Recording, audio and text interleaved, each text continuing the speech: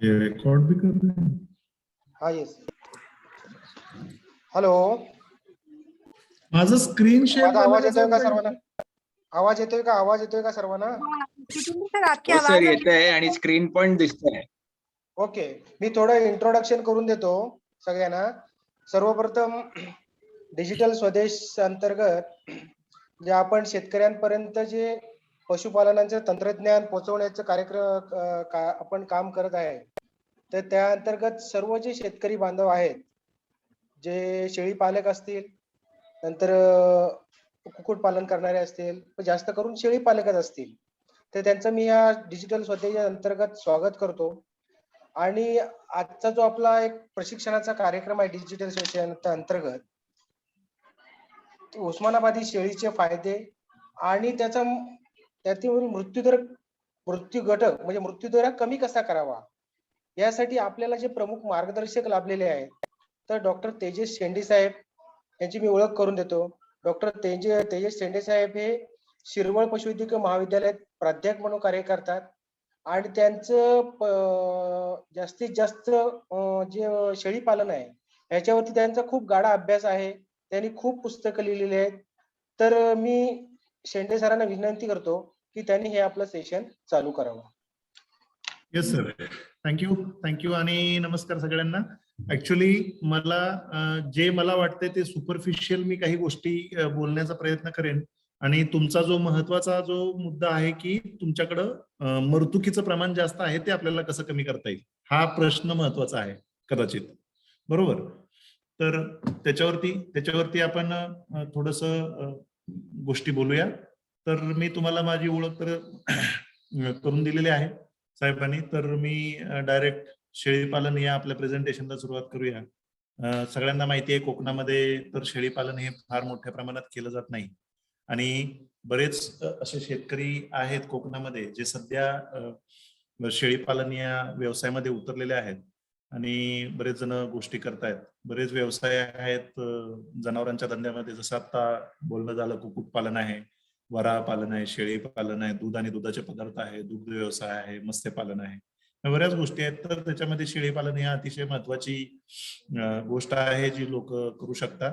सगळ्यात महत्वाचे मुद्दे शेळी पालन करण्यामध्ये काय फायदा आहे हे जर तुम्हाला सांगायचं म्हटलं तर मटण खाणाऱ्यांची संख्या ही खूप मोठ्या प्रमाणात वाढली आहे. जवळपास तुम्ही जर विचार केला 5 ते 7 दशलक्ष म्हणजे 70 लाख कुटुंबांमध्ये हा शेळीपालन व्यवसाय भारतात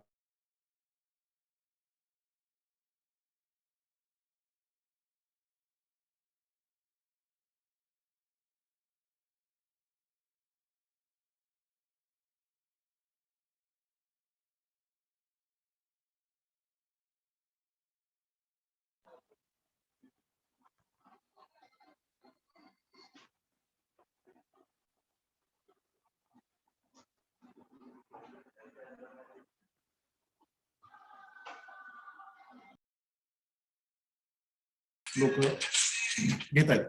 तर एकच मिनिट हा साहेब.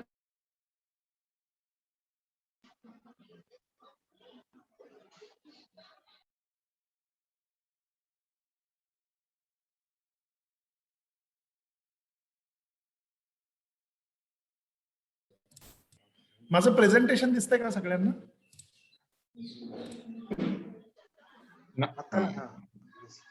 दिसतंय प्रेझेंटेशन दिसतंय? होय होय होय. हा, तर सगळ्यात महत्वाच्या गोष्टी, सॉरी मला माझं काय झालं ऍक्च्युअली प्रॉब्लेम, सर जे आपले शेळी पालन करणारे लोक आहेत त्यांना त्यांच्या सगळ्यांची पहिल्यांदा मी दिलगिरी व्यक्त करतो. कारण प्रॉब्लेम असा आहे की मी आहे पीएचडी सध्या करतोय आणि माझं थिसिस सबमिशनची खूप मोठी गडबड चालू आहे, पण मी अगोदर साहेबांना डेट दिल्यामुळे मला ते प्रॉब्लेम झालेत आणि मी मेंटली थोडासा स्टेबल नाहीये, नाहीतर मी कधीच लेक्चर्सची तर आपण बोलूया की बाबा शेळीपालनामध्ये जसं मी तुम्हाला मगाशी सांगितलं की बोकडांची जी संख्या आहे ती बोकडांची संख्या कमी होत चाललेली आहे. म्हणजे तुम्ही जर काही जनगणना बघितली, इथं एक 2019 ला एक जनगणना झालेली, त्याच्यामध्ये शेळ्यांची संख्या वाढली पण बोकडांची संख्या कमी झाली आहे. आणि बोकडांची संख्या कमी होण्याचं कारण म्हणजे मुख्य कारण आहे ते आहे की बोकडांची मटणासाठी जास्त होणारी कत्तल किंवा त्याला आपण स्लॉटर असं म्हणतो. दुसरं, शेळीच्या दुधामध्ये खूप चांगले गोष्टी आहेत ज्याचं आयुर्वेदिक इम्पॉर्टन्स आहे.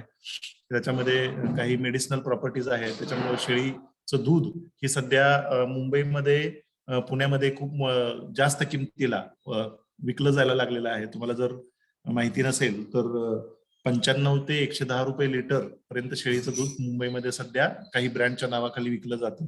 प्लस शेळीच्या दुधापासून पनीर आणि बाकीच्या ज्या गोष्टी आहेत, याही गोष्टी आता लोक करायला लागलेले आहेत. चीज आहे, पनीर आहे.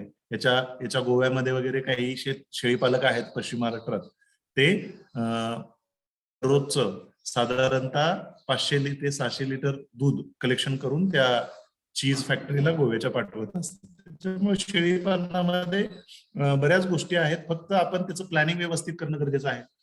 का बरं आपण शेळी पालन करावं, तर त्याची गुंतवणूक कमी आहे, निवाऱ्यासाठी कमी जागा लागते. कोकणामध्ये बरेच फार्म्स मी पाहिले आहेत. ऍक्च्युअली मी दापोलीला एका डॉक्टर विनया जंगले म्हणून एक मॅडम आहेत, त्यांच्याकडे एका लेक्चरसाठी आलेलो आणि तिथून बऱ्याच लोकांनी शेळी पालन सुरू केलंय आणि ते आता सध्या माझ्या कॉन्टॅक्ट मध्ये पण आहे. तर सुरुवातीची गुंतवणूक कमी आहे, शरीर आकारमान लहान आहे, शेळीपासून लवकर आपल्याला उत्पादन मिळायला सुरुवात होते, चारा प्रमाणात कमी लागतो. कोकणामध्ये जी झाडपाला आणि याचा वापर तुम्हाला अतिशय चांगल्या पद्धतीनं या शेळ्यांना खायला देण्यासाठी करता येऊ शकतो. मटणाची लोकप्रियता ही खूप चांगली आहे.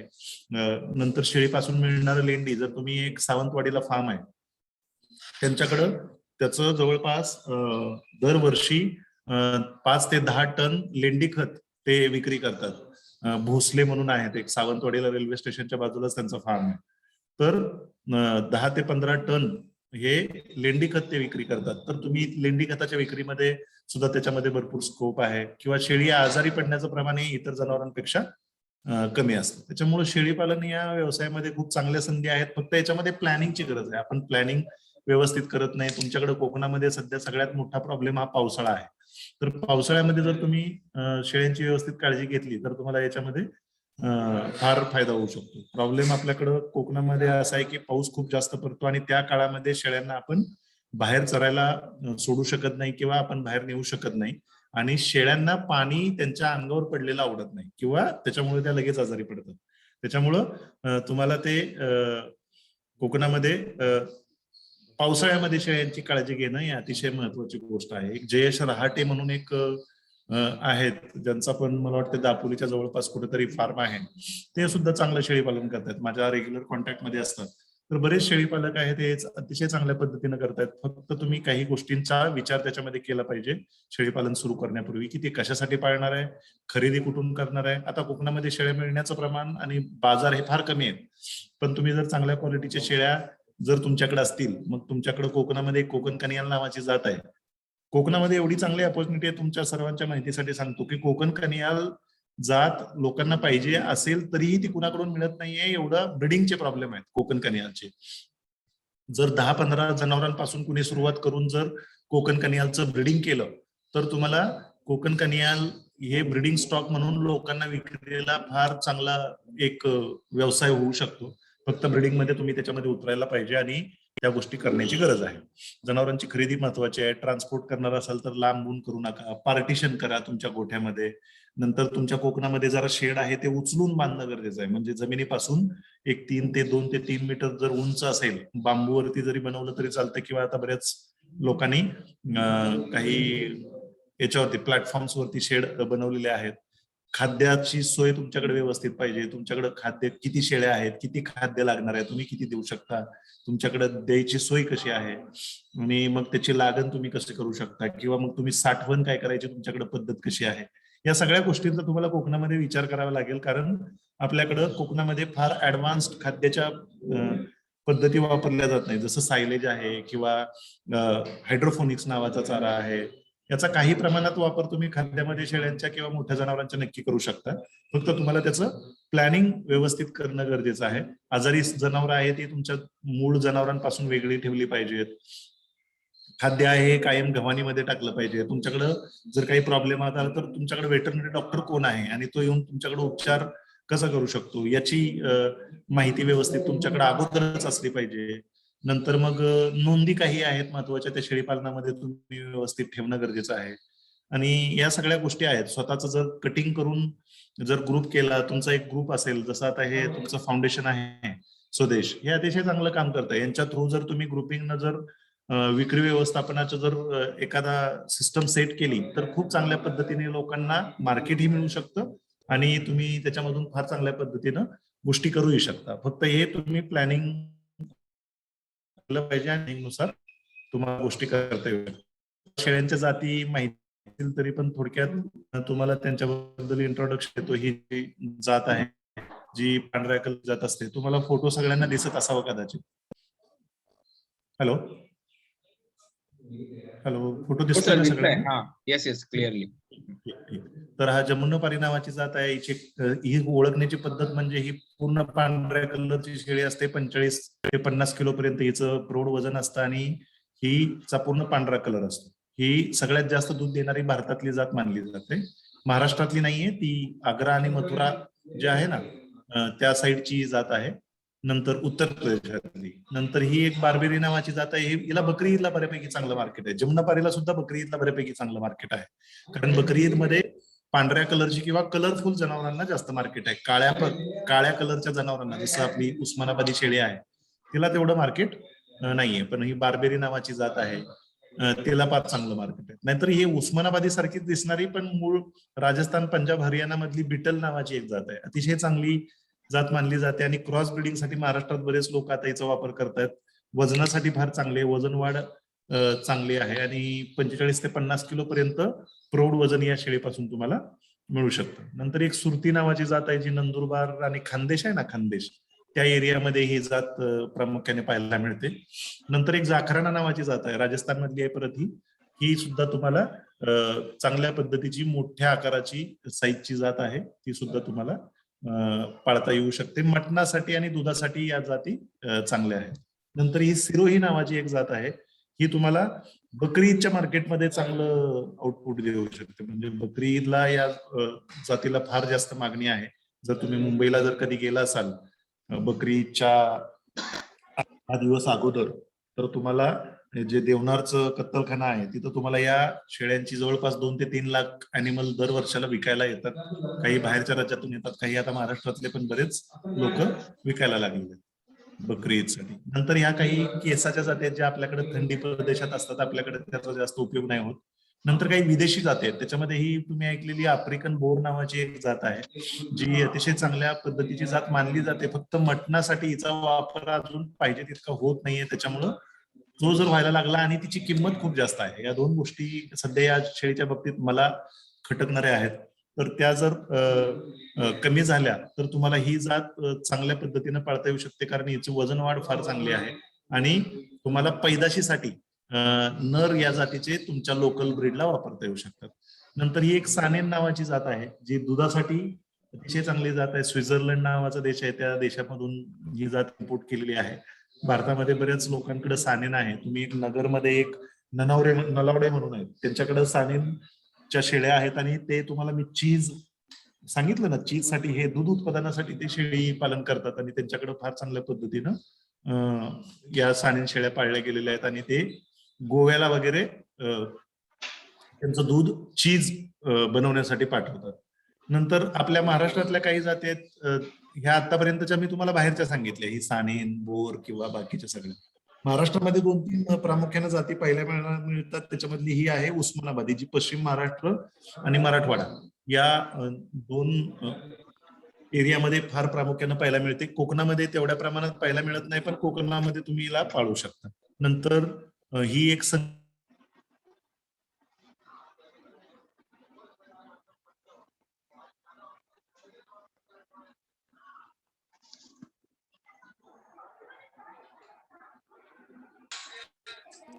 नंतर जात आहे. मग अशी तुम्हाला मी बोलत होतो ना कोकण कनियाल, अशी तुम्हाला जर शेळी दिसत असेल जी काळ्या कलरची आहे आणि तिच्या सगळ्या पायाच्या कॉर्नर वरून आणि जे कॉर्नर आहेत तिथं पांढरा कलर असतो आणि ही कोकण कृषी विद्यापीठ दापोली यांनी रजिस्टर केलेली, डेव्हलप केलेली जात आहे आणि हिचा निळेलीला फार्म आहे. तुम्ही जर तुम्हाला कुडाळजवळ एक निळेली नावाचं गाव आहे, तिथं यांचा गव्हर्नमेंटचा फार्म आहे. सध्या ते विकतात की नाही याच्याबद्दल मला जास्त माहिती नाही, कारण ऍनिमलची संख्या फार याच्यामध्ये कमी आहे. नंतर तुम्ही अर्थकारण शेळीचं पाहिलं पाहिजे, की बाबा तुम्ही एक प्रोजेक्ट रिपोर्ट म्हणतात ना, ह्या प्रत्येक गोष्टी मी सांगतो याच्यावरती एक तासाचं वेगवेगळं लेक्चर होऊ शकतं. त्याच्यामुळं हे सगळं एका वेळेला खूप डिटेलमध्ये तुम्हाला बोलता येणार नाही, पण प्रोजेक्ट रिपोर्ट त्याला आपण प्रकल्प अहवाल म्हणतो. बँकेचे लोन वगैरे करताना हे प्रकल्प अहवाल फार महत्वाचे असतात. त्याचा वापर आपल्याला बँकेचे लोन्स वगैरे बँकेमध्ये देताना करता येऊ शकतो. नंतर शेळी पालनामध्ये निवाऱ्याच्या गोष्टी तुम्हाला जशा मला सांगायच्या होत्या, की निवारा आपल्याकडे रोग येऊन मृत्यूकीचं प्रमाण जास्त काय, तुमच्याकडे हा प्रॉब्लेम आहे ना, हा निवाऱ्यामुळे मेजर आहे. तुमच्याकडं निवारा हा मेजर इश्यू आहे. त्याच्यामध्ये सूर्यप्रकाश तुमच्या शेडमध्ये येत नाही, शेडमधली जमीन वाळत नाही, नंतर ओलावा जास्त जमिनीमध्ये राहतो, हवेशीर तुमच्या शेडमध्ये व्हेंटिलेशन व्यवस्थित नाही, कोंदट वातावरण आहे, दंताचा प्रॉब्लेम जास्त आहे, वजन वाढ व्यवस्थित होत नाही, चारा गव्हाणीमध्ये टाकत नसल्यामुळे वाया खूप जातो, व्यायाम मिळत नाही, आणि या सगळ्या गोष्टी आहेत या सध्या आतापर्यंत आपल्याकडं प्रॉब्लेम होता. तर त्याच्यामध्ये आपल्याकडे पूर्ण बंदिस्त पद्धत, एक अर्ध बंदिस्त पद्धत आणि एक परंपरागत पद्धत, अशा 3 शेळी पालन करण्याच्या पद्धती महाराष्ट्रामध्ये म्हणा भारतामध्ये वापरल्या जातात. त्याच्यामध्ये अर्ध बंदिस्त पद्धत आहे, त्याच्यामध्ये 3-4 तास गोठ्यामधून तिला आजूबाजूला बाहेर फिरायला जर तुम्ही चरायला सोडलं, कारण तुमच्याकडे खूप झाडांचं प्रमाण आहे, जंगल आहे, फक्त तुम्ही प्लॅनिंग करून कंपाऊंडच्या आत त्यांना फिरायला सोडणं अपेक्षित आहे, जेणेकरून तुम्हाला त्याचा कारण त्या चालण्यामध्ये एनर्जी वेस्ट होऊन मग तुम्हाला त्याच्यामध्ये वजन वाढ जास्त मिळत नाही. पण पावसाळ्यामध्ये तुम्हाला जास्त जागा द्यावी लागते शेळ्यांना, कारण तुम्हाला बाहेर फिरवता येत नाही. त्याच्यामुळं ही अर्धबंदिस्त पद्धती आहे, ही तुम्हाला अतिशय चांगल्या पद्धतीने वापरता येऊ शकते. नंतर गोठ्यामध्ये रचना अंतर्गत करायची कशी असावी, तर त्याच्याबद्दल काही तुम्हाला गोष्टी सांगतो, की जसे गाभण शेळ्या आहेत त्या वेगळ्या पाहिजेत, व्यालेल्या शेळ्यांसाठी कंपार्टमेंट वेगळं पाहिजे, ज्या शेळ्या भाकड आहेत त्या वेगळ्या पाहिजेत, पैदाशीचा बोकडा आहे तो वेगळा पाहिजे, खच्चीकरण केलेले बोकड आहेत ते वेगळे पाहिजेत, आजारी शेळ्या कायम वेगळ्या ठेवल्या पाहिजेत, 3 ते 6 महिन्याची नर मादी पिल्ल आहेत ती सुद्धा वेगवेगळी ठेवली पाहिजेत, कारण शेळ्या त्यांच्यामध्ये जर लवकर पैदास झाली तर तुम्हाला पुढे त्यांच्यापासून चांगलं उत्पादन मिळत नाही. नंतर खाद्य साठवणाची, चाप कटर मशीनची, कामगारांची राहण्याची सोय वगैरे तुम्ही जर घराच्या शेजारी असाल तर काहीच प्रश्न नाही याच्यामध्ये. नंतर नवीन आणलेल्या शेळ्या कधीही कायम तुमच्या गोठ्यामध्ये मिक्स करायच्या नाहीत, त्यांना कमीत कमी 21 दिवस बाजूला ठेवायचं, त्यांच्या सगळ्या गोष्टी व्यवस्थित आहेत हे बघायचं, नंतरच गोठ्यामध्ये मिक्स करायचं. त्याच्यामुळे मृत्यूकीचं प्रमाण शेळ्यांमध्ये फार प्रमाणात पाहायला मिळतंय. नंतर शेळीला स्वच्छ 24 तास पाणी देणं गरजेचं आहे. जर तुम्ही शेडचं जर वरून छत जर पाहिजे असेल तर छतामध्ये कसं उतरत्या साईडचं तुम्ही छप्पर तुम्ही करू शकता. कोकणामध्ये तुम्हाला उतरत्या पत्रे लावून शेड बनवता येऊ शकतं. ए आकाराचं शेड त्याला म्हणतात. छताची मध्ये साधारणतः उंची 12 फूट आणि साईडला उंची 8 फूट असू शकते. आणि महत्वाचं तुमच्यामध्ये मलमूत्र शोषून घेणारी जमीन पाहिजे, किंवा तुम्ही ते रोज स्वच्छ केलं पाहिजे. आणि गोठ्यातली खालची जागा जेवढी जास्त कोरडी तेवढं तुमच्याकडे जास्त रोगांचं प्रमाण कमी, असा एक कन्सेप्ट आहे. त्याच्यामुळे ते तुम्ही करता आलं पाहिजे किंवा ते करण्याचा प्रयत्न केला पाहिजे. मी तुम्हाला जे रेस्ड सांगत होतो ना, वरती उचलून शेड, तुम्ही जर उजव्या खालच्या कोपऱ्यात जर बघितलं पिक्चर मध्ये तर तुम्हाला दिसेल की बाबा थोडं शेड जर उचलून अशा प्रकारे जर तुम्ही जर करू शकला, कारण तुमच्याकडे बांबूचं प्रमाणही चांगलं आहे, किंवा मग तुम्हाला फळ्या टाकून वगैरे किंवा मग लाकडाच्या फळ्यांचं वगैरे तुम्हाला शेड बनवता येऊ शकतो. साध्यात साधं शेड पाहिजे, शेडवरती जास्त खर्च करायचा नाही. त्याच्यामध्ये शेळ्यांचं ऊन वारा पाऊस यांच्यापासून संरक्षण झालं पाहिजे आणि वजनवाढ जास्तीत जास्त झाली पाहिजे, या गोष्टी करणं अपेक्षित आहे. हे काही शेडचे प्रकार आहेत, हे फोटो आहेत, हे मी तुम्हाला सांगितलं. जे तुमचे वेगवेगळे भाग आहेत महाराष्ट्राचे त्याच्यानुसार शेडची रचना बदलते. काही शेडवरती खूप लोक जास्त खर्चात, काही असेच ठेवतात, त्याच्याप्रमाणे त्या गोष्टी होतात. नंतर शेळ्यांच्या जातीची निवड कशा आहे, तुमच्याकडे कशासाठी तुम्ही विक्री करणार आहे याच्यावर जात ठरवायला पाहिजे. बकरी ईद साठी करणार असाल तर बकरी ईद मध्ये विकल्या जाणाऱ्या सिरोही, जमनापारी, तोतापुरी, नागफणी वगैरे ह्या बऱ्याच जे लोकल नावं असलेल्या शेळ्या आहेत, ह्या तुम्ही मेंटेन केल्या पाहिजे. मटणासाठी पाहिजे असेल तर तुमच्या ज्या देशी शेळ्या आहेत त्याच्यामध्ये उस्मानाबादी, कोकण कनियाल या जाती तुम्हाला ठेवता येऊ शकतात, याची काळजी तुम्ही घेतली पाहिजे. शेळ्या खरेदी करताना हिवाळ्यात नॉर्मली करा, पावसाळ्यामध्ये शेळ्या खरेदी करणं टाळावं. आणि महत्वाचं, शेळ्या खरेदी करताना 2 पिल्लं देणाऱ्या शेळ्या जर तुम्हाला मिळाल्या तर त्या चांगल्या माहितीतल्या लोकांकडनं शेळी घेतल्या तर तुम्हाला आणखी त्याचा फायदा चांगला होऊ शकतो. शक्यतो दुसऱ्या वेताची जर शेळी खरेदी केली तर ती तुम्हाला फार फायदेशीर ठरू शकते. लांब अंतरावरून जर तुम्ही शेळ्या आणणार असाल तर गाभण शेळ्या तुम्ही शक्यतो घेऊ नये, याची काळजी तुम्ही घेतली पाहिजे. या काही गोष्टी आहेत. पाठीचा कणा हा जास्तीत जास्त रुंद पाहिजे, मागचा भाग आहे हा जास्तीत जास्त रुंद पाहिजे, नंतर तुमचं जे मांड्या आहेत त्या जरा मांसल पाहिजेत. या सगळ्या गोष्टी तुम्ही बघितल्या पाहिजेत. जो बरगड्या आहेत किंवा तुम्हाला त्याला काय म्हणतात छातीचा पिंजरा, तो त्याच्यामध्ये बरगड्या दिसल्या नाही पाहिजेत, पण हात लावल्यावरती हाताला लागल्या पाहिजेत. म्हणजे पैदाशीच्या नरामध्ये बरगड्यांवरती मांद नाही पाहिजे किंवा मांस नाही पाहिजे. या गोष्टींची काळजी घेतली पाहिजे. ज्या माद्या आहेत त्यांची स्तन दोन्ही चालू आहेत का त्या बघितल्या पाहिजेत गोष्टी.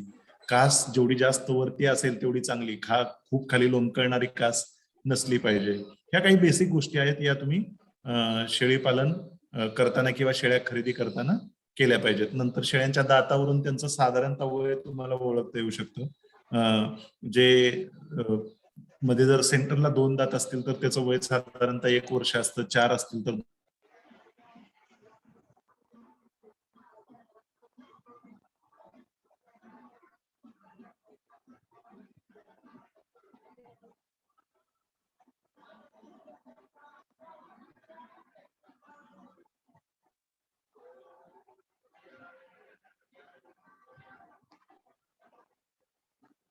या गोष्टी तुम्ही बघितल्या पाहिजेत. हॅलो, माझा आवाज येतोय ना? येतोय. येतोय. तर असं दातांवरून तुम्हाला त्याच्यामध्ये वय ओळखता येऊ शकतं. शेळ्यांच्या पाणी येतंय का, नख्यांमध्ये जखमा आहेत का, हे खरेदी करताना सगळ्यांनी बघून घेणं अपेक्षित आहे. कारण ह्या सगळ्या रोगाची लक्षणं आहेत आणि हे रोग आहेत हे व्हायरल डिसीजेस आहेत, जे गोठ्यामध्ये त्या शेळ्यांच्या मार्फत येऊ शकतात. नंतर शेळ्या तुम्हाला सगळ्यांना माहिती आहे की बाबा दर 21 दिवसाला माज करतात आणि तो माज साधारणतः 12 तासाच्या आत तुम्ही तिला गाभण घालवलं पाहिजे, तिला बोकड दाखवला पाहिजे. तिला गाभण असताना काही खनिज ऍडिशनल चारा दिला पाहिजे, हिरवा चारा दिला पाहिजे, जर शक्य असेल तर खुराक दिला पाहिजे. आणि तुम्ही जर काही क्षार मिश्रण, त्याला आपण मिनरल मिक्सचर म्हणतो, तर मिनरल मिक्सचर जर तुम्ही देऊ शकला तर त्याच्यामध्ये तुम्हाला पैदाशीचे प्रजननाचे प्रॉब्लेम शेळ्यांमध्ये तुम्हाला मिळत नाहीत किंवा येत नाहीत. या तुम्ही गोष्टी बघितल्या पाहिजे. नोंदी तुम्ही ठेवल्या पाहिजेत. तुमच्याकडे एक वही पाहिजे, त्याच्यामध्ये तुम्ही सगळ्या नोंदी ठेवल्या पाहिजेत. कुठली शेळी, तिचा बिल्ला क्रमांक किती, ती कशी ओळखणार, याच्या सगळ्या गोष्टी तुमच्याकडे पाहिजे, जेणेकरून तुम्ही त्याच्यावरती डिसिजन घेऊ शकता की दूध किती मिळालं, वजन वाढ कशी होतीये साधारणतः, विल्यात कशी, कधी गाभण राहिली, कधी विणार आहे, मग तिला कधी चारा जास्त द्यायला पाहिजे, किती पिल्ल झाली, नर किती झाले, माद्या किती झाल्या, या सगळ्या गोष्टी. करडांची वजन तुम्ही वेळोवेळी घेतली पाहिजे, त्याचा तुम्हाला फायदा होऊ शकतो. विक्रीची नोंदवही ठेवली पाहिजे. जर विक्रीची नोंदवही तुम्ही मेंटेन केली पाहिजे, ज्याच्यामध्ये बाबा कुठलं जनावर विकलं, किती रुपयाला विकलं, विक्रीचं वय काय होतं, कुणाला विकलं, या सगळ्या गोष्टी तुम्ही ठेवल्या पाहिजेत. मरतूक जर काय होत असेल तर मरतुकीची लक्षणं काय होती, त्याचं पोस्टमार्टम आपण करून घेतलं पाहिजे, जर एकाच कारणामुळे एकाच प्रकारची लक्षणं दाखवून बरीच जनावरं मरत असतील तर. आणि मग त्याच्यानुसार तुम्हाला बाकीच्या पुढच्या गोष्टी करायला पाहिजेत. औषध उपचार जर काय करत असाल तर औषध उपचारावरती जर तुमच्या नोंदी ठेवल्या पाहिजेत. कोणकोणते औषध उपचार केले, कोणत्या तारखेला केले, काय लक्षणं जनावर दाखवत होतं, कुठल्या डॉक्टरने केले वगैरे, या सगळ्या गोष्टी तुम्ही जर ठेवल्या तर तुम्हाला जास्त, कारण आपल्याकडे प्रॉब्लेम काय होतो माहितीये का, जर जनावर आजार असतील आणि जनावराला ट्रीटमेंट करायला डॉक्टर आले तर आपण ज्या गोष्टी सांगतो त्याच्यावरून सगळ्या गोष्टी निदान होणं फार अवघड असतं. मग निदान करण्यासाठी तुमच्याकडे जर व्यवस्थित लिहिलेली आणि बरोबर लिहिलेली हिस्ट्री असेल तर तुम्हाला ते निदान करणं सोपं जातं आणि त्याच्यानुसार ट्रीटमेंट करणं सोपं जातं.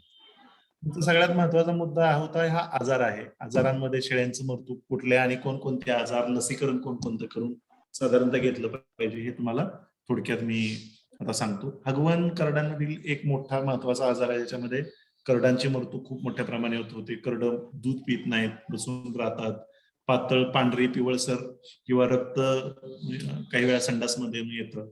ह्या गोष्टी तुमच्याकडं अस्वच्छता असल्याने करडाने तुमच्या शेड मधल्या खराब गोष्टी जर खाल्ल्या असतील, चाटल्या असतील तर त्याच्यामुळे होण्याची शक्यता जास्त असते. त्याच्यामुळं तुमच्याकडे जर जास्त थंडी झाली किंवा सॉरी पाऊस पडला तर तुम्ही तुमच्याकडं त्यांना उबदारपणा ठेवण्यासाठी काहीतरी सोय करण्याची अपेक्षा आहे. त्यानंतर करडांना चीक पाजणं त्यांच्या वजनाच्या कमीत कमी 1/10% हे गरजेचं आहे. म्हणजे जर करडू 2.5 किलोचं जर असेल तर त्याला साधारणतः 250 ml चीक पाजता आला पाहिजे. स्वच्छता गोठ्यामध्ये व्यवस्थित पाहिजे. सर्दी झाली तर ते निमोनिया वगैरे ह्या गोष्टी आहेत कोंडत वातावरणामुळे जास्त होतात. हवा खेळती नसल्यामुळे होतात किंवा तुमच्याकडं शेळ्या आजारी आहेत आणि त्या आजारी शेळीपासून दुसरी शेळी आजारी पडले याच्यामुळं सुद्धा प्रॉब्लेम ते होऊ शकतात. नंतर आंत्रविषार नावाचा एक रोग आहे. अतिशय भयानक आणि मरतूक जास्त करणारा रोग आहे आणि हे नवीन पावसाळ्यानंतर आलेलं कवळं गवत खाल्ल्यामुळे बऱ्याच वेळा हा रोग होऊ शकतो. कारण ते क्लॉस्ट्रिडियम नावाचे जे जीवाणू असतात ते रक्तामध्ये मिसळतात आणि जनावर गोल गोल फिरून संडास लागून आजारी पडतात. तर याची लस उपयुक्त आहे. ही लसीकरण तुम्ही तुमच्या गव्हर्नमेंटचे जे डॉक्टर आहेत त्यांच्याकडून करून घेतलं पाहिजे. आंतरविषाराची लस मिळते, त्याचा बूस्टर असतो आणि साधारणतः ही लस मे महिन्यात तुम्ही दिली पाहिजे. अतिशय महत्वाचा रोग आहे, याची लसीकरण करून घेणं फार महत्वाचं आहे. नंतर एक दुसऱ्या नावाचा रोग आहे ज्याच्यामध्ये शेळ्या गाबडण्याचं प्रमाण वाढतं आणि हा जरा थोडा जास्त भीतीदायक रोग आहे. कारण याचा प्रसार माणसामध्ये होऊ शकतो आणि जर ब्रुसेला असेल तर त्याच्यामुळं जर गाबडण्याचं वगैरे प्रमाण शेळ्यांमध्ये तुमच्या काही शेळी जर परत परत गाबडत असेल तर तिला शेवटच्या 1 महिन्यामध्ये शेळ्या गाबरण्याचं प्रमाण असतं या ब्रुसेला रोगामध्ये. तर ते तुम्ही गोष्टींचा विचार केला पाहिजे. तर त्या जनावर काढून टाकली पाहिजे. नंतर धनुर्वात नावाचा एक रोग आहे, त्याला आपण टिटॅनस म्हणतो. टिटॅनस सुद्धा जर तुमच्याकडे लोखंडाच्या गोष्टी असतील तर वर्षातून एकदा टिटॅनसची लस येते. ती लस तुम्हाला देणं अपेक्षित आहे. जर गाभण जनावरांना जर तुम्ही दिली अगोदर लस तर ते जनावरांमध्ये फार उपयुक्त पडू शकते. कारण आता टिटॅनसचे बरेच हे नाळीमधून जे नाळ असते ना, विल्यानंतर करडाची नाळ असते त्या नाळामधून हे टिटॅनसचे जंतू हे पोटामध्ये जात असतात आणि शेळ्या ना अपाय होऊ शकतो. तर या गोष्टी तुम्हाला बघणं गरजेचं आहे. कारण याच्यामध्ये जनावर मरण्याची शक्यता फार जास्त असते आणि अंग ताटरून जनावरांचा मृत्यू होतो. हा घटसर्प नावाचा एक रोग आहे. हा या अतिशय घातक असा रोग आहे याच्यामध्ये, पण हा प्रत्येक वेळेला येत नाही. म्हणजे जर आजूबाजूला जर तुमच्याकडे याची जर लागण झाली असेल तर तुम्ही घटसर्पाची लस देऊन घेणं अपेक्षित असतं. याच्यामध्ये गळ्याला शेळ्यांच्या सूज येते आणि सर्दी होते. दरवर्षी पावसाळ्यापूर्वी ही लस टोचून घेणं अपेक्षित आहे. तर या गोष्टी तुम्ही करून घेतल्या पाहिजे. नंतर एक लाळ्या खुरकूत नावाचा रोग आहे ज्याच्यामध्ये नख्यांमध्ये आणि जिभेवरती जनावरांना जखमा होतात आणि त्या जखमामुळे जनावर खात नाहीत आणि याची ही लस गव्हर्नमेंट थ्रू तुम्हाला इझिली मिळू शकते. तुमचे जे पशुवैद्यकीय अधिकारी आहेत त्यांच्याकडून तुम्हाला ह्या लाळ्या खुरकूत रोगाच्या विरुद्ध लसीकरण करून घेणं अपेक्षित आहे. नोव्हेंबर महिन्यामध्ये लाळ्या खुरकूत रोगाचं लसीकरण अपेक्षित आहे. नंतर हा एक अतिशय घातक रोग पीपीआर नावाचा रोग आहे, अतिशय घातक आहे. याचंही लसीकरण तुम्हाला करून घेणं अपेक्षित आहे. घटसर्प, पीपीआर, लाळ्या खुरकूत आणि तुमचा आंत्रविषार या 4 रोगांचं लसीकरण तुम्ही करून घेतलंच पाहिजे. म्हणजे ते अतिशय महत्वाचे रोग आहेत. त्याच्यामध्ये मोठ्या प्रमाणात मरतूक जनावरांमध्ये होते. पीपीआर हा अतिशय डेंजरस रोग आहे. याच्यामध्ये पचन संस्था आणि श्वसन संस्था दोन्हीही अफेक्ट होतात. जनावरांना जुलाब लागतात, प्लस जनावरांना खूप सर्दी होते, त्यांना श्वास घेता येत नाही आणि जनावरांचं संडास लागल्यामुळं पाणी शरीरातून जाऊन आणि सर्दीत श्वास न घेता येण्यामुळं मृत्यू होतो. मृत्यूचं प्रमाण या रोगामध्ये अतिशय जास्त आहे. त्याच्यामुळे पीपीआर ची लसीकरण करून घेणं फार गरजेचं आहे. नंतर लसीकरण जसं तुम्हाला मी सांगितलं, आंत्रविषार आणि घटसर्पाचं लसीकरण करून घेतलंच पाहिजे. आंत्रविषार साधारणतः एप्रिल मेच्या दरम्यान लसीकरण करून घेतलं पाहिजे आणि 21 दिवसानंतर आंत्रविषाराचा बूस्टर द्यावा लागतो. घटसर्प तुम्हाला परत द्यावा लागतो. दर वर्षातून एकदा दिला तर चालतो. पीपीआरच्या काही लसी आहेत, ह्या 3 वर्षातून एकदा द्याव्या लागतात. लाळ्या खुरकूत रोगाच्या लस आहे ही तुम्हाला वर्षातून 2 वेळा तुम्हाला देता येऊ शकते. नोव्हेंबर मध्ये लाळ्या खुरकूतची लस देणं अपेक्षित आहे. शेळ्यांचं जंत निर्मूलन ही अतिशय महत्वाची गोष्ट आहे. 4 महिन्यातून एकदा कमीत कमी तुम्ही शेळ्यांचं जंत निर्मूलन करून घेणं अपेक्षित आहे. आणि डोस हा जनावरांच्या वजनाच्या अतिशय म्हणजे डोस हा अतिशय महत्वाचा आहे. जनावरांचं वजन किती आहे त्याच्यानुसार तुम्ही डोस देणं गरजेचं आहे. कमी डोस दिला तर या जंत निर्मूलन मधल्या औषधांचा जास्त उपयोग होत नाही. जर तुम्ही शेळ्यांचा विमा केला, जे तुमच्याकडे ब्रीडिंग स्टॉक असतो त्याचा विमा करणं शक्य असल्यास ते सुद्धा करून घेण्यास हरकत नाही. नंतर शेळ्यांचा आहारामध्ये मी तुम्हाला एक ठोकळ हिशोब सांगतो. शेळ्यांना साधारणतः त्यांच्या वजनाच्या 10% आहार द्यायला पाहिजे. म्हणजे 40 किलोची शेळी असेल तर 4 किलो, 30 किलोची असेल तर 3 किलो.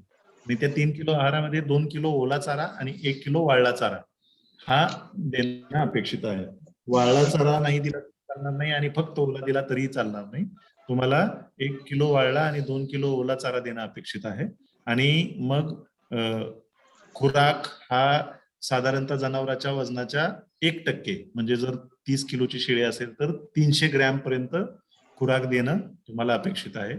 आणि खनिज मिश्रण जे तुम्ही मिनरल मिक्सर म्हणता ते साधारणतः प्रति जनावर 10 ग्रॅम पर्यंत दिवसाला दिल्यास या गोष्टींचे प्रॉब्लेम आपल्याला टाळता येतात. म्हणजे तुमचे प्रजननामधले किंवा जे वजन वाढीचे प्रॉब्लेम्स आहेत ते तुम्हाला मॅनेज करता येऊ शकते. चारा पिकामध्ये काही महत्वाची चारा पिकं आहेत. आता तुम्ही कुठली चारा पिकं ठेवू शकता. त्याच्यामध्ये मका आहे, ज्वारी आहे, बाजरी आहे, ऊट नावाचा आहे, हे तुम्ही ठेवू शकता. नंतर लसूण घास आहे, तुम्हाला ते लावता येऊ शकतं. तुम्ही साधारणतः ते पावसाळ्याच्या अगोदर जर ह्या गोष्टी लावल्या आणि त्या काढून त्याचं जर तुमच्याकडे सायलेज बनवणं कोकणामध्ये अतिशय फायद्याचं ठरू शकतं. कारण सायलेज म्हणजे काय, तुम्ही वळा चारा हा त्याचं लोणचं टाईप बनवून ठेवायचं आणि तो वर्षभर तुम्हाला जनावरांना खायला देता येऊ शकतो. लसूण घास आहे, त्याच्यामध्ये बरसेम नावाचा घास आहे, सुबाबूळ आहे, शेवरी आहे, दशरथ नावाचा एक घास आहे, ज्याची बियाणे तुम्हाला गव्हर्नमेंटच्या डॉक्टरांच्या मदतीनं मिळू शकतात किंवा तुम्हाला स्वदेश फाउंडेशन ही त्याच्यामध्ये मदत करू शकते. नेपियर आहे, दीनानाथ नावाचा एक घास आहे, DHN6 आहे. यांचे कटिंग्स असतात. हे तुम्ही जर लागण केली तर ते कट करून तुम्ही परत ते वाढतात, तुम्ही जनावरांना देऊ शकता. अझोला मी तुम्हाला मगाशी जे बोललो ते जर तुम्ही कंपनी में गया तो मैं तो सजा उधर का काम भी इधर का काम उधर अझोला तुम्हाला देता येऊ शकतो. हायड्रोफोनिक चारा, मातीविना शेती म्हणतात या हायड्रोफोनिक्सला. तुम्हाला ट्रे मध्ये लिमिटेड जागेमध्ये तुम्हाला हा चारा तयार करता येऊ शकतो आणि तो तुम्हाला देता येऊ शकतो. मुरघास जे तुम्हाला म्हटलं सायलेज, ते कोकणामध्ये फार फायदेशीर ठरू शकतं. त्याच्यामध्ये तुम्ही ओला चारा हा हवा बंद करून ठेवू शकता आणि तो नंतर वर्षभर जनावरांना थोडा थोडा ओला चारा म्हणून घालू शकता. कारण कोकणामध्ये पावसाळ्याच्या काळामध्ये 3-4 महिन्यामध्ये ओला चारा मिळणं जिकिरीचं काम होऊ शकतं. त्याच्यामुळे हे DHN6 घास आहे, हा काडी घास आहे, हा मका आहे, शेवरी आहे, सुबाबूळ आहे, नंतर मेथी घास आहे, मेथीच्या घासासारखा मेथीच्या भाजीसारखा दिसतो, चवळी आहे, गवार, बरसीम आहे, सोयाबीन आहे, बाजरी आहे, या गोष्टी तुम्हाला देऊ शकतो. करड्यांमध्ये मरतूक होण्याचं प्रमाण जास्त. मी तुम्हाला जसं सांगितल्याप्रमाणे विल्यानंतर त्याची स्वच्छता करा. जर शेळीनं नाही चाटलं तर तुम्ही त्याला पुसून घ्या, नाळ कापा, स्वच्छ नवीन ब्लेडनी नाळ कापायची आणि त्याला दोऱ्यानी नाळेच्या साईडला बांधून मग नाळ कापायची, जेणेकरून जंतू आत जाणार नाहीत. आणि टिटेनस किंवा धनुर्वात आणि एक जॉईंट टील नावाचा रोग असतो, त्याच्यामुळे जनावरांना प्रॉब्लेम होत नाही. चीक 2 तासाचे पाजणं गरजेचं आहे. 2 तासाच्या जनावरांच्या वजनाच्या पाजलं पाहिजे. नंतर जसं खायला सुरुवात करतील तुम्ही जंत निर्मूलन त्याचं एकदा करून घेणं गरजेचं आहे. जर नर तुम्हाला मटणासाठी पाळायचे असेल तर त्यांचं 3 महिन्यानंतर खच्चीकरण किंवा नसबंदी म्हणतो आपण, ती नसबंदी करून घेणं अपेक्षित आहे. या गोष्टी तुम्हाला करणं फायद्याचं ठरू शकतं. तर तुम्हाला शेवटी परत एकदा या गोष्टींचं मी रिपीट करतो की बाबा निवड व्यवस्थित केली पाहिजे. तुमच्या गोठ्यात स्वच्छता आणि जमीन जेवढी कोरडी असेल तेवढे तुमच्याकडे प्रॉब्लेम कमी येणार. वेळेवर लसीकरण आणि जंत निर्मूलन केलं पाहिजे, नोंदी ठेवल्या पाहिजेत आणि त्यांचं पृथक्करण केलं पाहिजे, म्हणजे अनालिसिस करून घेतलं पाहिजे आणि त्याच्यानुसार बदल केले पाहिजे. मृत शेळ्या जर एकाच कारणामुळे जर बऱ्याच शेळ्या मरत असतील तर त्यांचं शवविच्छेदन किंवा त्याला पोस्टमॉर्टम म्हणतो आपण, ते केलं पाहिजे. चारा देताना जमिनीवर न टाकता गव्हाणीत जर टाकला तर जनावरांमध्ये तो चारा वाया जात नाही आणि त्याचा आपल्याला चांगला करता येतं. बाजारपेठेतून निवडताना जनावरं थोडी तुम्ही फसण्याची शक्यता असते, त्याच्यामुळे माहितीतल्या लोकांकडून आणि स्थानिक बाजारपेठेतून जर तुम्ही निवड केली आणि जनावरं जर विकत घेतली तर तुम्हाला त्याचा फायदा जास्त होऊ शकतो. गोठा बांधणीवरती सुरुवातीला जास्त खर्च करू नका. जसं तुम्हाला त्याच्यामध्ये आवश्यकता आहे त्याच्यानुसार बदल करत जा. पहिल्यांदाच गोठा बांधणीवरती खूप मोठा खर्च करू नका. त्याच्यामध्ये तुम्ही प्रॉब्लेम मध्ये येऊ शकता किंवा बरेच जण शेळीपालन बंद करतात. स्वच्छ पाणी द्या. नवीन खरेदी केलेले जनावर आहेत त्यांना गोठ्यातल्या इतर जनावरांबरोबर लगेच 21 दिवस कमीत कमी मिक्स करू नका. ह्या गोष्टी तुम्ही दिल्या पाहिजेत. विक्री व्यवस्थापनामध्ये तुम्हाला बऱ्याच गोष्टी करता येऊ शकतात. बकरी ईद आहे, नंतर लोकल मार्केट आहे, पैदास आहे, नंतर स्थानिक जत्रा आहे, त्याच्यामध्ये होळी आहे किंवा तुमच्याकडे धुलीवंदन असतं, त्याच्यामध्ये खूप मोठ्या प्रमाणात मटण खाल्लं जातं आहे. 31 डिसेंबर आहे. कोकणामध्ये पर्यटन क्षेत्र खूप चांगलं आहे, त्याच्यामुळे जर तुमच्याकडे काही हॉटेल्स बरोबर तुमचं जर टायअप असेल तर तुम्ही त्यांना हॉटेलला तुमच्याकडचं मटण आहे, ग्रुप असेल तुमचा, यांच्या थ्रू त्यांना सप्लाय करू शकता, ज्याच्यामध्ये फार चांगल्या तुम्हाला संधी उपलब्ध आहेत. त्या गोष्टी करू शकता. काही निर्यातीमध्ये सुद्धा चान्स आहे, पण भारतामध्येच एवढं कन्झम्पशन आहे की निर्यातीची आपल्याला सध्या गरज पडत नाही. बकरीत तुम्हाला सगळ्यांना माहिती आहे की बाबा बोकड कलरफुल पाहिजे, कमीत कमी 1 वर्ष वय पाहिजे आणि जेवढा दिसायला चांगला आणि वजनाला चांगला तेवढी जास्त किंमत मिळण्याची शक्यता असते या बकरी ईद मध्ये. तर ते तुम्हाला करता येऊ शकतं. बकरी ईद नंतर दूध आहे याचा सुद्धा वापर करू शकता. मुंबईमध्ये 100 ते 120 रुपये लिटर सध्या बकरीच्या दुधाला काही संस्था आहेत त्यांच्या मार्फत विक्री सुरू आहे. फक्त याच्यामध्ये मार्केट शोधावं लागणार तुम्हाला, इझिली तुम्हाला याच्यामध्ये मिळणार नाही. इस्टॅब्लिश मार्केटमध्ये तुम्ही त्याचा वापर बकरी दुधामध्ये करू शकता. पैदास आहे, पैदाशीमध्ये जसं मी तुम्हाला सांगितलं कोकण कनियाल शेळी मिळणं अवघड झालंय, तर कोणी कोकण कनियाल शेळ्या जर ब्रीडिंग केलं आणि फार्म सुरू करून लोकांना जर कोकण कनियाल शेळ्यांची पिल्लं आणि पैदाशीची जनावरं जर तुम्ही दिले नर मादी, तर तुम्हाला त्याच्यातून फार जास्त फायदा मिळू शकतो. स्थानिक जत्रामध्ये तुम्हाला मी म्हटलं जसं 31 डिसेंबर आहे, बकरी ईद आहे, धुलीवंदन आहे, गटारी अमावस्या किंवा त्याला आपण आषाढी अमावस्या म्हणतो, दसरा आहे, या तारखा आहेत, त्याच्यामध्ये तुम्हाला भरपूर त्याचा फायदा होऊ शकतो. या काही गोष्टी आहेत ज्याच्यामध्ये लेंडी खत विक्री आहे, याच्यामधून फार चांगल्या पद्धतीनं फायदा होऊ शकतो. कातडी आहे, खुरांचा आता पाया सूप वगैरे फार चांगलं हॉटेलमध्ये मागणी आहे. रक्ती वजडी याच्यामधून तुम्हाला फायदा होऊ शकतो. तुमचा जर एखादा ग्रुप असेल तर एकत्र येऊन तुम्ही जर स्वतःचं मटणाचं शॉप सुरू केलं तर त्याच्यामध्ये फार जास्त फायदा आहे. ऑनलाईन ट्रेडिंग तुम्ही करू शकता. जसं मला मगाशी सांगितलं की मी काही पुस्तक लिहिलेले आहेत, त्याच्यामध्ये शेळीपालन तंत्र आणि व्यवस्थापन लिहिलेलं एक माहिती पुस्तक आहे. याच्यामध्ये शेळीपालनामधल्या या ज्या मी गोष्टी सांगितल्या याच्या फार डिटेल्ड गोष्टी त्याच्यामध्ये दिलेल्या आहेत. नंतर माझ्या शेळ्यांची नोंद वही, माझ्या गाई म्हशींची नोंद वही, या नोंदी ठेवण्याच्या वही आहेत, या मी लिहिलेल्या आहेत काही.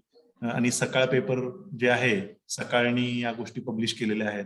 एक कृषी दैनंदिनी नावाचे सुद्धा पुस्तक मी लिहिलेलं आहे, त्याच्यामध्ये शेतीमधल्या वेगवेगळ्या गोष्टींचं तुम्हाला रेकॉर्ड ठेवता येऊ शकतं. तर हे जे बेसिक गोष्टी आहेत याच्याबद्दल मी तुम्हाला माहिती दिली माझ्या साईडनी. आता जर तुम्हाला काही प्रश्न असतील तर आपण प्रश्नांची उत्तर देण्याचा मी तुम्हाला प्रयत्न करतो, आणि याच्यानंतरही आपल्याला जर कुठल्या एखाद्या स्पेसिफिक विषयावरती बोलायचं असेल तर बोलू शकतो. कारण प्रत्येक विषय हा जर सांगायला गेलो तर कमीत कमी 5 ते 6 तास वेळ या गोष्टींना लागू शकतो. त्याच्यामुळे मी सगळ्या गोष्टी कमी वेळात आणि तुम्हाला सोप्या लँग्वेज मध्ये समजवण्याचा प्रयत्न केलेला आहे. याच्यामध्ये जर डिटेल काही गोष्टी हव्या असतील तरी आपण त्याच्यावरती बोलू शकतो. कुणाचे काही प्रश्न असतील तर प्लीज तुम्ही विचारू शकता. थँक्यू. कोणाचे प्रश्न असतील तर विचारा सरांना. नमस्कार, माझं नाव राजेश नांदवीकर आहे. बोला साहेब. तर माझा असा प्रश्न आहे की शेळ्यांची वयोमर्यादा नॉर्मली किती असते? कोकणामधल्या शेळ्यांची वयोमर्यादा किती कोकणामध्ये असते? किंवा कुठेही त्यांच्या काय बोला सर? डॉक्टर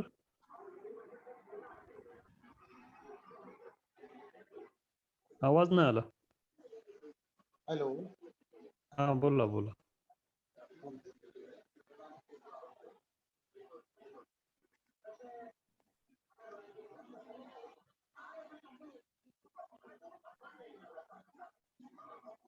राजेश डॉक्टरांचा आवाज तुम्ही येत हा तुम्ही तुमचा प्रश्न पूर्ण करा. त्यांचं काहीतरी आय थिंक नेटवर्कचा इश्यू झाल्या वाटतात.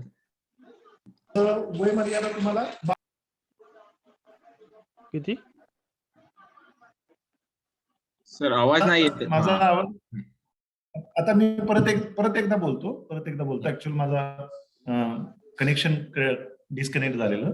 तुम्ही शेळ्यांना ना तुमच्याकडे 7 ते 8 वर्षापर्यंत त्यांच्या चांगल्या उत्पादनासहित ठेवू शकता. पण त्यांची वयोमर्यादा साधारणतः उत्पादन देण्याची 10 ते 12 वर्षापर्यंत असते. 12-13 पर्यंत देतात. पण चांगलं उत्पादन तुम्हाला त्यांच्यापासून साधारणतः वयाच्या 7 ते 8 वर्षापर्यंत घेता येऊ शकतं. 4 ते 5 वेत शेळ्यांपासून एका शेळीपासून चांगल्या उत्पादनाची घेता येऊ शकते. बस असं हे लसीकरण वॅक्सिन जे आहे त्याचं काय असं वेळापत्रक वगैरे आहे का? आणि ते वेळापत्रक देऊ आहे ना शकता सर का? त्याचं. मी जसं तुम्हाला सांगितलं की आंत्रविषार आहे ही पावसाळ्याच्या अगोदर देण्याची लस आहे. तुम्ही साधारणतः मे महिन्यामध्ये आंत्रविषार दिली पाहिजे आणि 21 दिवसानंतर बूस्टर द्यावा लागतो. नंतर घरसर्प सुद्धा तुम्हाला पावसाळ्याच्या अगोदर द्यावी लागते. जी लाळ्या खुरकुची लस आहे त्याला आपण एफएमडी म्हणतो ती तुम्हाला साधारणतः नोव्हेंबर महिन्यामध्ये देणं अपेक्षित आहे. पीपीआर ही लस सुद्धा तुम्हाला पावसाळ्याच्या अगोदर देणं अपेक्षित आहे. पीपीआर ही दर 3 वर्षातून एकदा दिली तरी चालते. म्हणजे कंपनीच्या रिक्वायरमेंट नुसार किंवा त्यांच्या इंडिकेशन्स नुसार तुम्हाला देता येते 3 वर्षातून एकदा. पण पीपीआर आंत्रविषार अतिशय भयानक रोग आहेत. याच्यामध्ये हे जर आपल्याकडे झाले तर त्याच्यापासून मृत्यू खूप मोठ्या प्रमाणात होऊ शकते.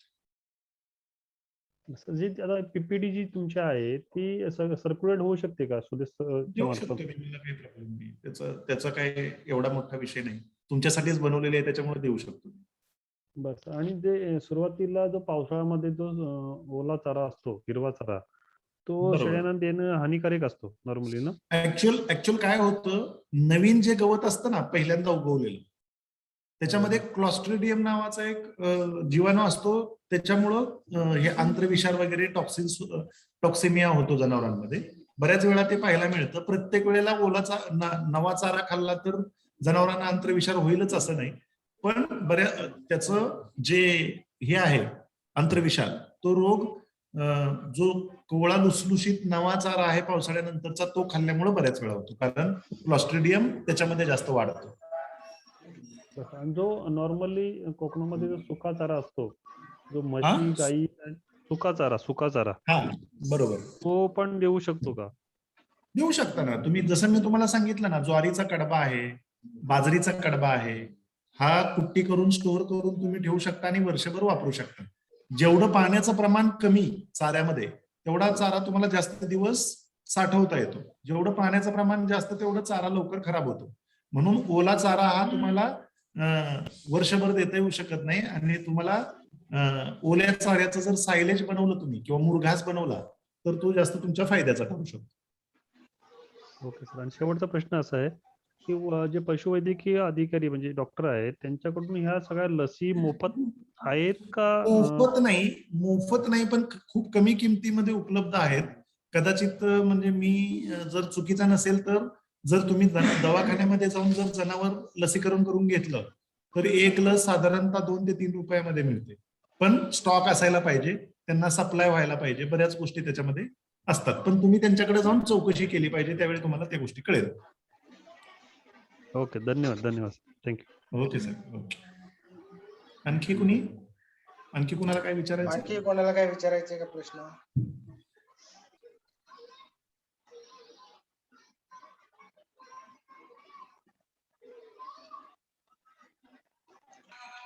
कोणाचे प्रश्न वगैरे असतील तर विचारा. हॅलो, हा. माझं नाव दौलत शिर्के. हॅलो. हा बोला. मला हे विचारायचं आहे की बोला येतोय आवाज तुमचा. मला हे विचारायचं आहे की चारा नियोजन करताना आपल्याला म्हणजे ठिबक सिंचना माध्यमातून पाणी देऊन चारा नियोजन होऊ शकतं का? होऊ शकतं साहेब, होऊ शकतं. काहीच प्रॉब्लेम नाही. होऊ शकतं कारण तुमच्याकडे तेच करण्याची गरज आहे. कोकणामध्ये पाण्याचं प्रमाण कमी आहे आणि आहे ते एवढं जास्त असतं की ते तुम्हाला उपयोगाचं पडत नाही. त्याच्यामुळे जर तुम्ही त्याची मॅनेजमेंट जर व्यवस्थित करू शकला तर तुम्हाला त्याचा फायदा होऊ शकतो. ठिबकनी तुम्ही जी जो चाऱ्याचा प्रकार आहे, जशी ज्वारी आहे किंवा तुमचे जे घासाचे वेगवेगळे प्रकार आहेत, मी DHL6 नावाचा घास सांगितला किंवा दशरथ सांगितला, यांचं ठिबक सिंचनाच्या पाण्याने नियोजन करू शकता आणि काही प्रॉब्लेम येत नाही. उलट ते फार चांगली गोष्ट आहे. आणि दुसरा प्रश्न असा की आपली पावसाळ्यात होणारा जो चारा आहे, घास होणारा, हा. त्याचं हा. आपण त्या मुरघास पद्धतीने आपण जर समजा केलं बनवू शकता ना, बनवू शकता ना, बनवू शकता. मुरघास कुठल्याही चाऱ्याचा बनवू शकतो ज्याच्यामध्ये साधारणतः 65 ते 70% पाणी असतं. म्हणजे ओल्या चाऱ्यामध्ये 65-70% पाणी असतं. तुम्हाला फक्त त्याचं हवाबंद पद्धतीनं आणि शास्त्रीय पद्धतीनं ते करणं गरजेचं असतं, जेणेकरून त्याच्यामध्ये बुरशी वाढणार नाही. कारण त्याच्यामध्ये थोडी जरी हवा गेली तर त्याच्यामध्ये बुरशीची वाढ होते आणि जनावरांना ते फार अपायकारक होऊ शकतं. त्याच्यामुळे तुम्ही जर छोटे छोटे पॅकिंग बनवले, समजा 50-50 किलोचं बॅग्स बनवल्या मुरघासाच्या, आणि एक बॅग खोलली की 1 दिवसामध्ये संपली पाहिजे एवढी जनावरं तुमच्याकडे असतील, किंवा मग 10 किलोच्या बॅग बनवल्या, तर तुम्हाला ते फायदेशीर होऊ शकतं. एक हवाबंद बॅग सोडली, ती आज संपवून टाकली, दुसरी हवाबंद बॅग उद्या फोडली, असे तुम्ही 100-200 बॅग तुम्हाला स्टोअर करून ठेवता येऊ शकतात 3 ते 4 महिन्यासाठी. बरोबर. आणि तो हिरवा चारा जो आपण म्हणतो, तो उन्हाळ्यात म्हणजे तो त्याचा वापर कंटिन्यू केला तरी चालतो का? ते टिकू शकतात? हा, तुम्ही वर्षभर वापरू शकता ना मुरघास. हाच तर मुरघासाचा स्पेशालिटी आहे. मुरघास तुम्हाला त्याच्यासाठीच बनवायचा आहे की ज्यावेळी तुमच्याकडे ओला चारा उपलब्ध नसेल त्यावेळी मुरघास वापरायचा आहे. त्याच्यामुळे फक्त त्याची पद्धत आहे जी बनवायची, ही शास्त्रीय पद्धतीनं आणि व्यवस्थित बनवायला एकदा शिकणं हे गरजेचं आहे. त्याच्यामध्ये बुरशी वाढणार नाही आणि त्याच्यामध्ये हवा राहिली तर बुरशी वाढते. स्वदेशकडनं त्याच्या बॅगा उपलब्ध असतातच ना? हो, बनवण्याची पद्धत महत्वाची. हा, नाही पण बॅगा त्या बनवण्याच्या 50 किलोची बॅग समजा, तर आपण स्वदेशकडनं घेऊ शकतो ना? घेऊ शकता. येस, नक्की घेऊ शकता. हेच विचारायचं होतं. थँक्यू. Yes sir. आणखी कुणाला काय विचारायचंय? हॅलो. हा, आणखीन कोणाला विचारायचंय का? तसं आपण सेशन मग आपण संपवायला तसं. हॅलो. तुम्हाला विचारायचं असेल तर तुम्ही विचारू शकता, काही प्रॉब्लेम नाही. काही विचारा, फ्युचरमध्ये काही विचारलं तरी चालेल, काही प्रॉब्लेम नाही. सर माझा असा दुसरा एक प्रश्न आहे की नॉर्मली या उस्मानाबादी वगैरे बकऱ्या कोकणामध्ये आणल्या जातात, तर त्या बकऱ्या म्हणजे स्वदेश मार्फत तर काही कालावधीनंतर त्यांचं मरण होतं, म्हणजे डेथ होतात. तर त्याला म्हणजे योग्य प्रशिक्षण नाही का क्लायमेटचा प्रॉब्लेम होतो? क्लायमेट हा मेजर इश्यू असतो, कारण आपण ज्या क्लायमेटमध्ये राहतो पहिल्यापासून, त्या क्लायमेट जर अब्रप्ट चेंज झालं तर तुम्हाला त्याला अडॅप्टेशन पिरियड द्यावा लागतो, अडॅप्टेशन. आणि तो जर त्याच्यामध्ये आपल्याकडून जर काळजी व्यवस्थित घेतली गेली नाही किंवा खूप प्रौढ शेळ्या जर तुम्ही विकत आणल्या तर त्यांच्यामध्ये हा प्रॉब्लेम येतो. कारण कोकणातलं वातावरण आणि पश्चिम महाराष्ट्रातलं वातावरण हे पूर्णपणे वेगळं आहे. आणि आपल्याकडे चाऱ्याची मॅनेजमेंट प्लस पावसाळ्याच्या दिवसातली मॅनेजमेंट ही कोकणामध्ये वेगळ्या पद्धतीने करावी लागते, जी पश्चिम महाराष्ट्रामध्ये तेवढ्या प्रमाणामध्ये प्रॉब्लेम क्रिएट करत नाही. त्याच्यामुळे जर तुम्ही लहान पिल्लं जर तुम्ही पहिल्यापासून त्यांना त्या वातावरणात वाढवलं तर तुम्हाला, म्हणूनच मी तुम्हाला सांगितलं ना, तुमच्या माहितीतल्या लोकांकडून आणि स्थानिक बाजारपेठेतून तुम्ही पहिल्यांदा परचेस करू शकता. आणि जर पैदाशीचे बोकड वगैरे तुम्ही चांगल्या क्वालिटीचे बाहेरून आणू शकता, ज्यांचं तुम्हाला एकट्याची काळजी घेणं सोपं जाऊ शकतं. धन्यवाद. ठीक. आणखी कुणाला काय विचारायचंय?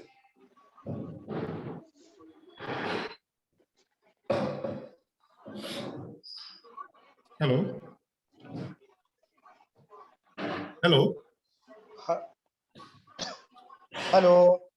हा, बोला.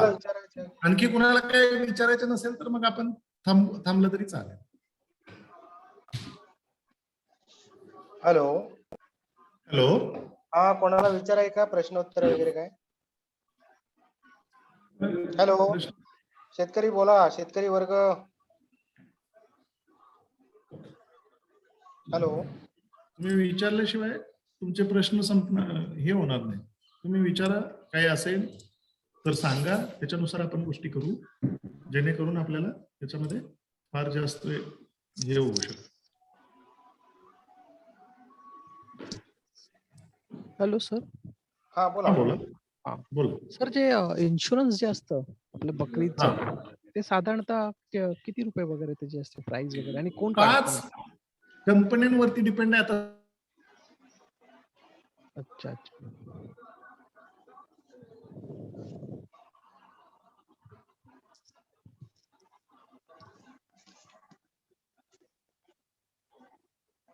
हॅलो. हॅलो हा बोला बोला बोला. सर उत्तर ऐकायलाच आलं नाही काय?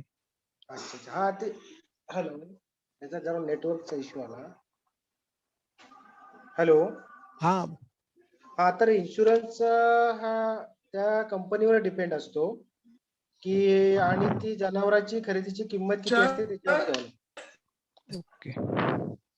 म्हणजे नवीन जनावर असेल तरच त्यालाच इन्शुरन्स मिळतो का? नाही असं काही नाही. आपण जर जनावर घेतलेलं असेल तर त्याचा 1 वर्षाचा 2 वर्षाचा इन्शुरन्स असतो, 3 वर्षाचा असतो आणि तो संपल्यानंतरही आपण तो रिन्यू करू शकतो. जशी आपण गाडीची पॉलिसी, आपण व्हेकलची पॉलिसी Hello. रिन्यू करतो, सेम तसं रिन्युएशन आहे त्याला. हा हा आता हा. बरोबर. कंपनीची नावं वगैरे जरा चांगल्या काही कंपन्या वगैरे त्याच्यातल्या. बजाज अलायन्स आहे, आयसीआयसीआय लोंबार्ड आहे. अच्छा तेच काढतात त्याच कंपन्या का? हा.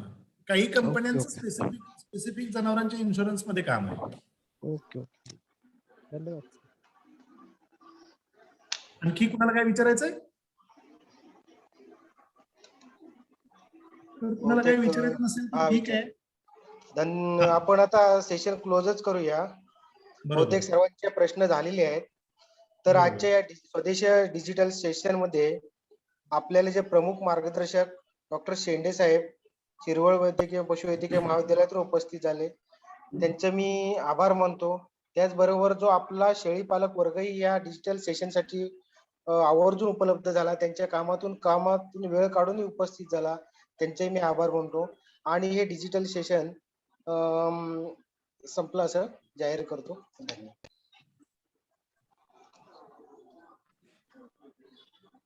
हॅलो. हॅलो.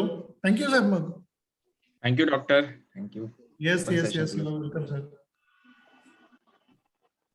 थँक्यू.